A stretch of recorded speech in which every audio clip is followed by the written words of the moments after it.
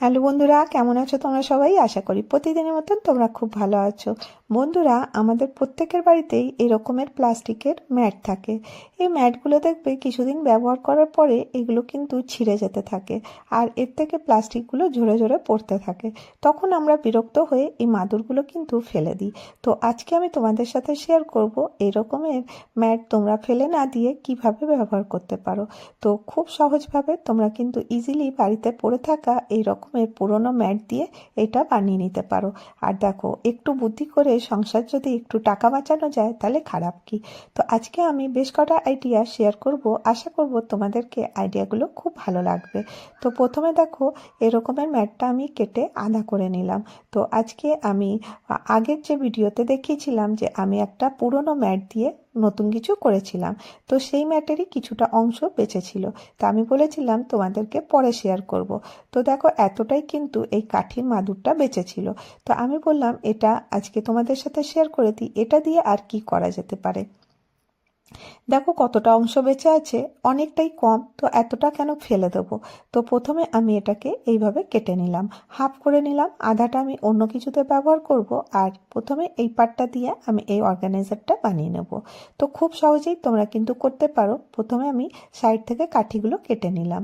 এবারে আমি এখানে ব্যবহার করব একটা পুরনো আটা ব্যাগ। তোমরা এখানে আটা ব্যাগ বা চালের ব্যাগ নিতে পারো।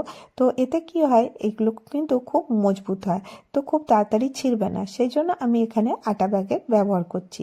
তো আমি এখানে 3 পিস আটা ব্যাগ কেটে নিয়েছি। আর ঠিক তার মেজারমেন্টেই আমি একটু বড় সাইজের কিন্তু শাড়ির থেকে কাপড়টা আমি কেটে নিয়েছি। তোমাদের কাছে পুরনো যে কোনো কাপড় থাকবে সেটা কেটে নিতে পারো। তো আমি কতটা কেটেছি তোমরা স্ক্রিনে দেখে বুঝতে পারবে। এই ম্যাটটা যত বড় ছিল ওর থেকে আন্দাজ মতন আমি 3টে পকেটের মতন কেটে নিয়েছি। তো আর তোমাদেরকে বললাম যে শাড়ির কাপড়টা একটু বেশি কেটেছি, কারণ আমাকে এটা ফোল্ড করতে হবে। তো প্রথমে আমি কিভাবে করব তোমাদেরকে দেখিয়ে দিই। যে সোজা ভাগটা আছে ওটা দেখো ভেতরের দিকে রেখেছি, মানে শাড়ির। আর তারপরে আমি এরকম করে তিনটেকেই অ্যাটাচ করে নিয়ে চলে এসেছি। কিভাবে করেছি দেখো, যে সোজা ভাগটা আছে ভেতরের দিকে আর সাইড থেকে আমি 3টে সেলাই করে দিয়েছি। এখানে আমাকে এটা এইভাবে উল্টে নিতে হবে। এতে কি হবে, তোমাদের ফিনিশিংটা কিন্তু খুব সুন্দর আসবে। তো এটাকেও সাইডগুলো কিন্তু একদম সুন্দর করে খুলে নিতে হবে। কোনাগুলোকে কোনো ছুঁচলো জিনিস দিয়ে এর মুখটা বার করে দেবে, তাহলেই কিন্তু ইজিলি এটা বেরিয়ে যাবে। তো এই রকম করে করবে, দেখবে এর ফিনিশিংটার জন্য দেখতে ভালো লাগবে। তো আমি হাত দিয়ে সুন্দর করে সোজা করে দিচ্ছি। তোমরা স্ক্রিনে দেখতে পাচ্ছ কিভাবে আমি করছি। তো এইভাবে হাত দিয়ে চেপে চেপে আমি এটাকে ঠিক করে দিলাম। আর এই যে উপরের পার্টটা দেখছো, এটাকে আমি ফোল্ড করে দেবো। তাহলে পরে একটু যে টেরা ব্যাকা আছে ওটা কিন্তু বোঝা যাবে না। তো এরকম করে দেখো, এর উপরে রেখে এরকম করে সেলাই দিয়ে দেবো, তাহলেই পরে এটা একদম পারফেক্ট হয়ে যাবে। তো এটা দেখো, এটা সেলাই করার পরে বেশ দেখতে ভালো লাগবে। এরকম করেই আমি আর দুটো রেডি করে নিয়েছি। তো দেখো, এমনি আটা ব্যাগ দিয়েছি আর এরকম করে সেলাই করে নিয়েছি। এবারে এটা আমি কিভাবে ব্যবহার করব। তো 3টে দেখো আমি সেলাই করে নিয়ে রেডি করে নিলাম। এবারে আমি যে মাদুরটা কেটে রেখেছিলাম সেটা নিয়ে আসলাম। আর এইভাবে দেখো একটা একটু একটু ছেড়ে দিয়ে এই 3টে পকেটকে এর মধ্যে লাগিয়ে নিতে হবে। তো কিভাবে লাগাবো, আর দেখো এরকম খোলা রাখলে তো কাঠিগুলো খুলে যেতে থাকবে, আর এটা ঠিক হবে না। সেই জন্য কি করব, একটা আমি এই শাড়ির কাপড়েরই 3 ইঞ্চি বাই 3 ইঞ্চির কাপড় আমি কেটে নেব। তো দেখো এরকম তোমরা তোমাদের হিসেব মতন কাটবে, যাতে এটা ডবল ফোল্ড করা যেতে পারে। এরকম উপর থেকে রেখে আমি যেভাবে দেখাচ্ছি ঠিক ওইভাবে সেলাইটা করতে হবে। প্রথমে দেখো আমি সেলাইটা করে নিয়ে সাইডটা পুরোটা আমি অ্যাটাচ করে নিয়েছি, আর উপরের গোলপাটটাতেও আমি এরকম করে কাপড়টাকে ঘুরিয়ে দিয়েছি। আর এই কাঠিগুলো দেখছো যে এক্সট্রা কাঠিগুলো আছে ওইগুলোকে আমি কেটে বাদ দিয়ে দিলাম। বাস, এটা রেডি হয়ে গেছে। আর এটা দেখো খুব সহজেই তোমরা করতে পারবে, একটু মন দিয়ে দেখো তাহলেই বুঝতে পারবে। এতে কি হবে, কাঠিগুলো তোমাদের একদম সেফ থাকবে, আর কিন্তু কাঠি খুলে বেরোবে না। সব থেকে সমস্যা থাকে কাঠিগুলো তো প্লাস্টিক দিয়ে বাঁধা থাকে, ওইগুলো খুব তাড়াতাড়ি খুলে যেতে থাকে। এরকম করে দেখো, এবার আমি পকেটগুলো লাগাবো। যেভাবে আমি তোমাদেরকে দেখাচ্ছি সেইভাবে করো, দেখবে একদম ইজিলি তোমরা এটা করে নিতে পারবে। তো এইভাবে দেখো আমি পুরোটা ডবল ফোল্ড করে একটুখানি এরকম করে করে একটু জায়গা ছেড়ে ছেড়ে এরকম করে পকেটগুলো অ্যাডজাস্ট করে লাগিয়ে দিলাম। তো এই 3টে পকেট এক জায়গায় চলে এলো। এবারে আমি কি করব, তো এইভাবে আমি পুরোটা সেলাই করে নেব। তো দেখো এরকম করে চেপে দেখিয়ে দিচ্ছি, ডবল ফোল্ড করবে আর মেশিনে তোমরা সেলাই করে নিতে পারো, আর চাইলে তোমরা হাতেও কিন্তু সেলাইটা করতে পারো। আর এখানে আমি সেই শাড়ি কাপড় দিয়ে একটা হুক মতো করে দিয়েছি, যেটা এটা টাঙানো যেতে পারে।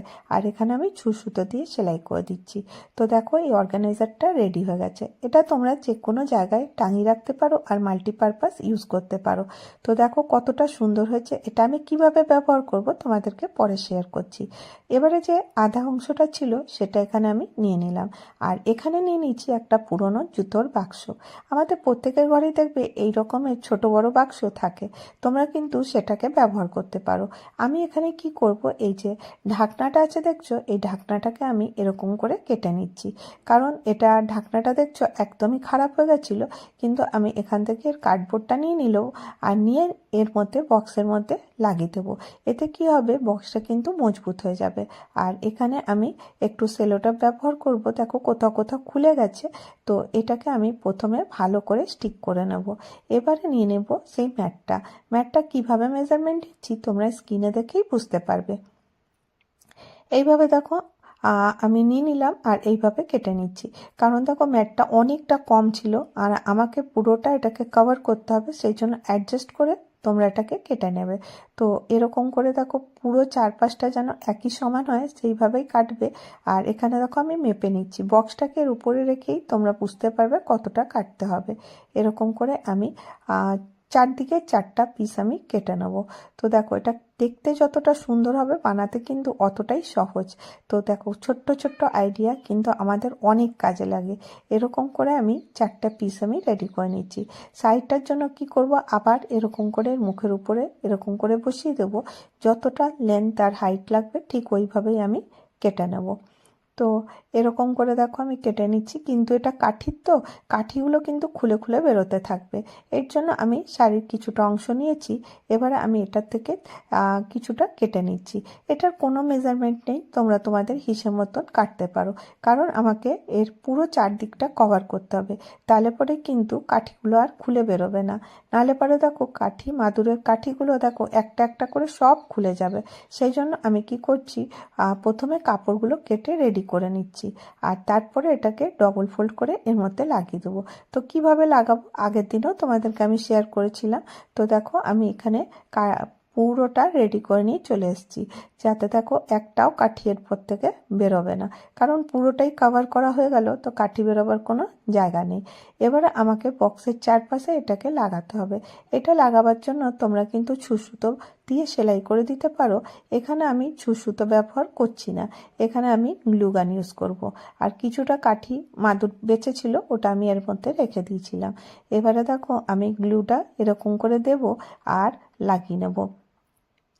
কিন্তু তোমরা মনে রাখবে গ্লু দেওয়ার সাথে সাথেই কিন্তু ম্যাটটাকে লাগাতে হবে, নাহলে পরে কিন্তু গ্লুটা সঙ্গে সঙ্গে শুকিয়ে যাবে। তো দেখো আমি দিলাম, পুরোটা দেওয়ার পরে এটা লাগালাম, এটা কিন্তু খুলে যাবে, এটা লেগে থাকবে না।